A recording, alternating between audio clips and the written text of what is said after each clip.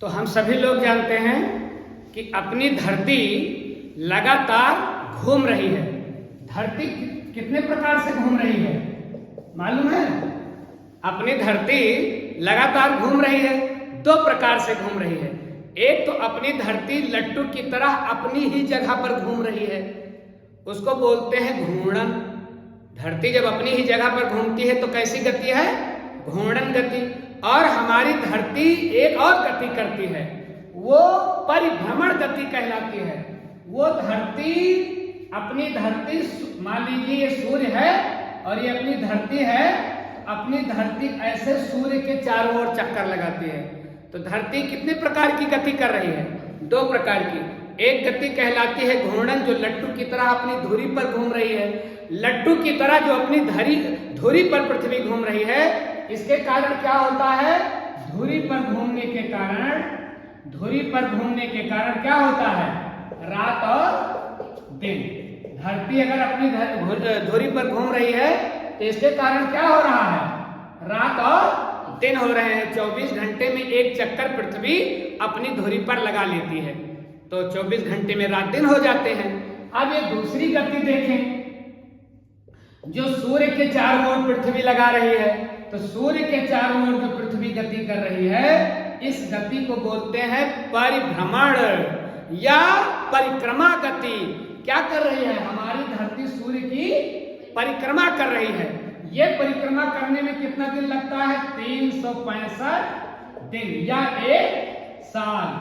पृथ्वी का सूर्य का एक चक्कर पूरा करने में कितना टाइम लगता है? 365 दिन या एक साल। अपनी धुरी पर एक चक्कर पूरा करने में कितना समय लगता है?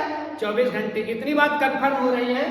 अब आप लोग ध्यान दो कि हमारी पृथ्वी जो, अच्छा हाँ, अपनी धुरी पर जब पृथ्वी घूमती है तो उसके कारण रात दिन होते हैं, लेकिन पृथ्वी जब सूर्य का चक्कर लगाती है तो उसके कारण क्या बदलता है? मौसम क्यों बदलता है? पृथ्वी के अपनी धुरी पर घूमने के कारण, कि सूर्य के चारों ओर चक्कर लगाने के कारण। जब सूर्य से दूर होगी, सूर्य से ऐसी दिशा में होगी कि सूर्य की किरणें कम आएंगी, तो फिर ठंडी पड़ेगी।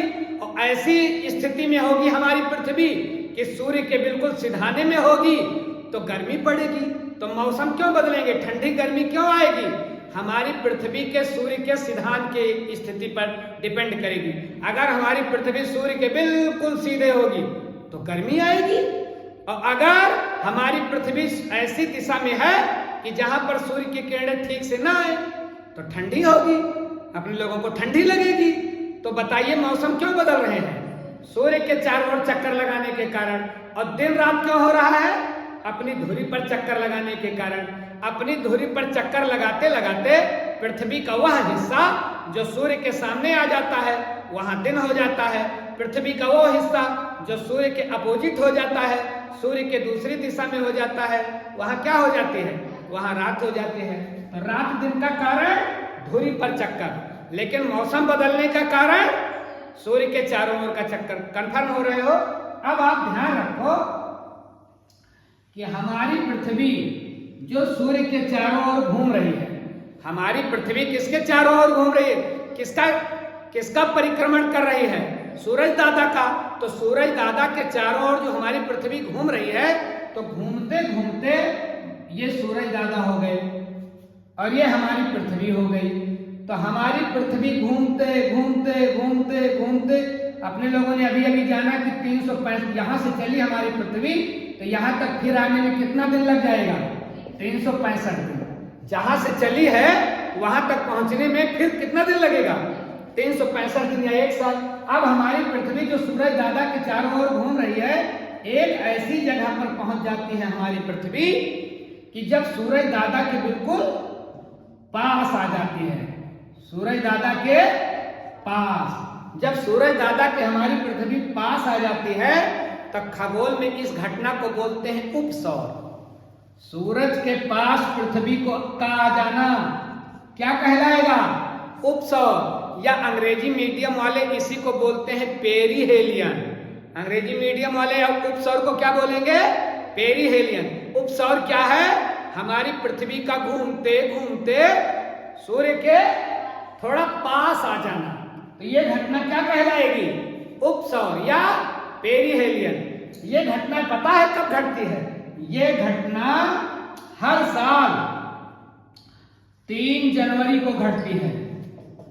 हर साल 3 जनवरी को हमारा सूर्य कहाँ होता है? हमारी पृथ्वी कहाँ होती है?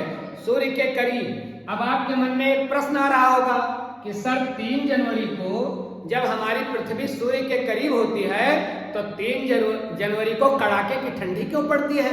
जब तपता के बदले हैं हमारी, अरे सूरज तपता है और हमारी पृथ्वी उसके पास आ गई तो चाहिए कि गर्मी लगे, और 3 जनवरी को कड़ाके की ठंडी होती है। ऐसा क्यों है? उपसौर के दिन तो गर्मी लगनी चाहिए ना, ये उपसौर के दिन ठंडी क्यों लगती है? तो भैया 3 जनवरी जिसे उपसौर कहते हैं या जिसे पेरिहेलियन कहते हैं, उस दिन हमारी धरती सूर्य के पास तो होती है। जैसे ध्यान दें, अगर ये हमारी आंखें सूर्य हैं और ये कलम पृथ्वी है, तो देखिए ये कलम हमारी आंखों के बिल्कुल पास है, लेकिन क्या आंखों को ठीक से दिखाई पड़ रही है? क्योंकि किरणों का आदान प्रदान थोड़ा तिरछा हो रहा है। कलम से जो किरण निकल रही है वो आंख तक थोड़ा तिरछा पड़ रही है। तो कलम पास तो है लेकिन कलम ठीक से दिखाई नहीं पड़ रही है। और दूसरी स्थिति जरा देखिए, कलम दूर है लेकिन एकदम सामने है, तो ऐसी स्थिति में कलम बढ़िया दिखाई पड़ेगी कैसी? पास तो है।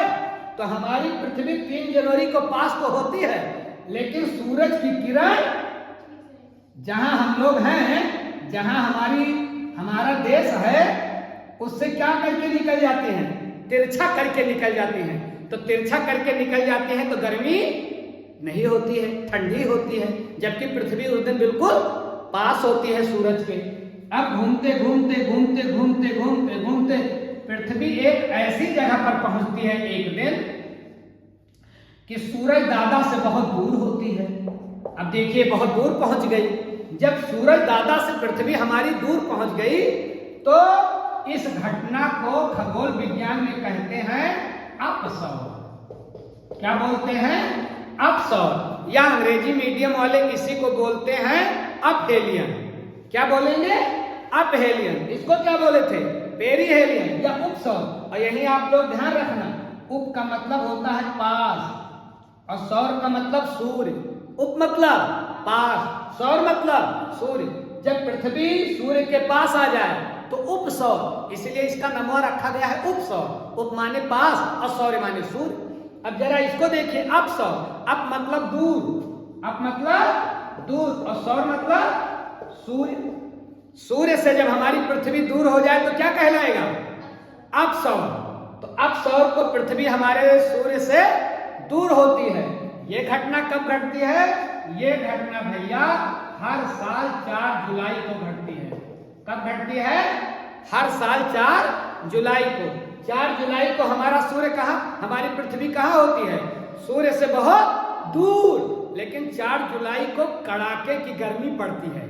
4 जुलाई को कड़ाके की गर्मी, जबकि हमारी पृथ्वी सूर्य से दूर है। तो बात वही है जो पीछे मैंने बताया, 4 जुलाई को पृथ्वी बिल्कुल सूर्य के सामने होती है। दूर तो होती है लेकिन सूर्य से निकली हुई किरणें सीधा वहां पड़ती हैं जहां हम लोग रहते हैं। तो इसलिए 4 जुलाई को गर्मी, लेकिन 3 जनवरी को ठंडी, जबकि 3 जनवरी को पृथ्वी सूर्य के थोड़ा करीब और 4 जुलाई को पृथ्वी सूर्य से काफी दूर। कंफर्म हो गए? अपसौर क्या है, उपसौर क्या है? पृथ्वी का सूर्य के पास जाना उपसौर, और पृथ्वी का सूर्य से दूर जाना क्या कहलाएगा? अपसौर। उपसौर की तारीख कब आएगी? 3 जनवरी। अपसौर की तारीख कब आएगी? 4 जुलाई।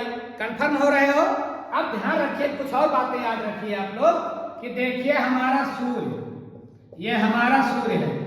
ये सूरज दादा तो कहीं चलते नहीं हैं, ये अपनी जगह पर स्थिर रहते हैं, और हमारी पृथ्वी इसके चारों ओर चक्कर लगाती है। अभी अभी अपने लोगों ने पढ़ा, तो ध्यान रखिएगा, हम लोगों ने पढ़ा है कि पृथ्वी को एक ग्लोब की तरह बनाया गया है। भूगोल वैज्ञानिकों ने बनाया है ग्लोब की तरह, और इसके बीचों बीच एक रेखा खींच दी है। इस रेखा को क्या बोलते हैं? भूमध्य रेखा। ग्लोब के बीचों बीच खींची गई रेखा को क्या बोलते हैं? भूमध्य रेखा। अब सूर्य अगर भूमध्य रेखा के ठीक ऊपर चमकता है, घूमते घूमते एक ऐसी स्थिति आ जाती है कि सूरज दादा भूमध्य रेखा के ठीक ऊपर चमकेंगे, तो समझ जाना कि रात दिन बराबर हो जाएगा उस दिन। कब? रात दिन बराबर कब हो जाएंगे? जब सूरज दादा पृथ्वी के ठीक बीच पर चमकेंगे, तो रात और दिन लगभग बराबर। ये तारीख कब आती है? ये तारीख आती है 21 मार्च। 21 मार्च को सूरज दादा कहां चमकते हैं? भूमध्य रेखा पर, पृथ्वी के ठीक बीचों बीच पर। और एक तारीख और है, ये दो बार ऐसा होता है कि हमारी पृथ्वी पर सूरज दादा भूमध्य रेखा पर चमकते हैं। और दूसरी तारीख कौन सी है? 23 सितंबर। कौन सी तारीख? 23 सितंबर। तो रात दिन बराबर वाली तारीख 21 मार्च 23 सितंबर। काहे को ये 21 मार्च और 23 सितंबर को रात दिन बराबर होते हैं? क्योंकि धरती घूमते घूमते एक ऐसी स्थिति में आ जाती है कि सूरज दादा उस दिन अपनी किरण सीधा कहां फेंकते हैं? भूमध्य रेखा पर। और ध्यान रखिए, भूमध्य रेखा के जो ऊपर का हिस्सा है, अब तो ये गोला हो गया ना, ये पूरा गोला हो गया, और बीच में एक रेखा खींच दी गई, ये क्या कहलाएगी? गोलार्ध। भैया दोनों गोलों को अलग अलग आधे आधे हिस्से में बांटेगी तो क्या कहलाएगी? ये एक गोलार्ध हो गया, दूसरा गोलार्ध हो गया, ये भूमध्य रेखा हो गई। कंफर्म हो रहे हो? अब ऊपर वाला हिस्सा कहलाता है उत्तरी गोलार्ध। ऊपर वाला हिस्सा क्या कहलाएगा? उत्तरी गोलार्ध। और नीचे वाला दक्षिणी गोलार्ध। नीचे वाला हिस्सा क्या कहलाता है? दक्षिणी गोलार्ध। भैया गोल का आधा ना तो गोलार्ध, गोल का आधा गोलार्ध। तो भूमध्य रेखा के ऊपर वाला उत्तरी गोलार्ध और भूमध्य रेखा के नीचे वाला दक्षिणी गोलार्ध। ध्यान रखिएगा, जब धरती हमारी घूमते घूमते ऐसी स्थिति में पहुंच जाए कि सूरज दादा दक्षिणी गोलार्ध में ज्यादा चमके, अगर ऐसी स्थिति आ जाए घूमते घूमते, क्योंकि अपने लोगों को पता है कि हमारी पृथ्वी सूर्य के चारों ओर परिक्रमा कर रही है सूरज दादा का, तो घूमते घूमते ऐसी स्थिति में आ जाए कि सूरज दादा कहां ज्यादा चमके? दक्षिणी गोलार्ध में, तो समझ लेना कि उत्तरी गोलार्ध में रात बहुत बड़ी होगी, दिन छोटा होगा। ये तारीख कब आती है? जब सूर्य दक्षिणी गोलार्ध में ज्यादा देर तक चमकता है, उत्तरी गोलार्ध में कम, तो दिन छोटा होगा कि दिन बड़ा? जिसमें हम रहते हैं। हमारा देश किस गोलार्ध में है? उत्तरी गोलार्ध में, दक्षिणी उत्तरी गोलार्ध में है हमारा देश। बहुत सारा भूभाग, दुनिया का बहुत सारा भूभाग कहाँ है? उत्तरी गोलार्ध में। तो हमारा देश भी कहाँ है? उत्तरी गोलार्ध में। यही है हमारा देश, तो उत्तरी गोलार्ध में है। तो जब दक्षिणी गोलार्ध में सूर्य ज्यादा देर तक चमकेगा, तो उत्तरी गोलार्ध में दिन छोटा होगा, क्योंकि ज्यादा कहां चमक रहे हैं सूरज दादा? दक्षिणी गोलार्ध में, तो दिन होगा छोटा। ये तारीख कब आती है? ये तारीख हर साल आती है 21 दिसंबर को। कब आती है? 21 दिसंबर को। 21 दिसंबर को सबसे छोटा दिन। 21 दिसंबर को सबसे छोटा दिन। काहे को 21 दिसंबर को सबसे छोटा दिन? क्योंकि सूरज दादा उस समय कहां मेहरबान रहते हैं? दक्षिणी गोलार्ध में। तो उत्तरी गोलार्ध में दिन हो जाता है छोटा। और यही ये भी एक बात ध्यान रखना, इस 21 दिसंबर को हम बोलते हैं शीत संक्रांति। क्या बोलते हैं? शीत संक्रांति, ठंडी वाली संक्रांति, शीत संक्रांति। एक और स्थिति ध्यान रखें, जब हमारे सूरज दादा उत्तरी गोलार्ध पर मेहरबान हो जाए, दक्षिणी गोलार्ध पर मेहरबान हुए, तो उत्तरी गोलार्ध में हो गया दिन छोटा। लेकिन अगर उत्तरी गोलार्ध पर मेहरबान हो गए तो क्या होगा? तो फिर दिन हो जाएगा बड़ा। अगर उत्तरी गोलार्ध पर सूर्य दादा ज्यादा कृपा कर दिए तो दिन हो जाएगा बड़ा। ये दिन कब आएगा? जब सूरज ज्यादा चमकेगा उत्तरी गोलार्ध में। तो भैया ये दिन हर साल आता है 21 जून को। 21 जून को दिन सबसे बड़ा होता है। क्यों? क्योंकि उस समय सूरज दादा किस पर मेहरबान होते हैं? उत्तरी गोलार्ध पर। और हमारा देश किस गोलार्ध पर है? उत्तरी गोलार्ध पर। इसलिए 21 जून को दिन सबसे बड़ा। और यही और ध्यान रखिएगा, 21 जून को बोलते हैं ग्रीष्म संक्रांति। आपसे पूछ ले कि ग्रीष्म संक्रांति कब होती है? 21 जून। आपसे पूछ ले शीत संक्रांति कब होती है? 21 दिसंबर। कंफर्म हो रहे हो? और रात दिन बराबर कब होता है? भूमध्य रेखा पर कब चमकते हैं? न उत्तरी में न दक्षिणी में। तो फिर वो तारीख 2 बार आती है साल भर में, 21 मार्च और 23 सितंबर। कंफर्म हो गए?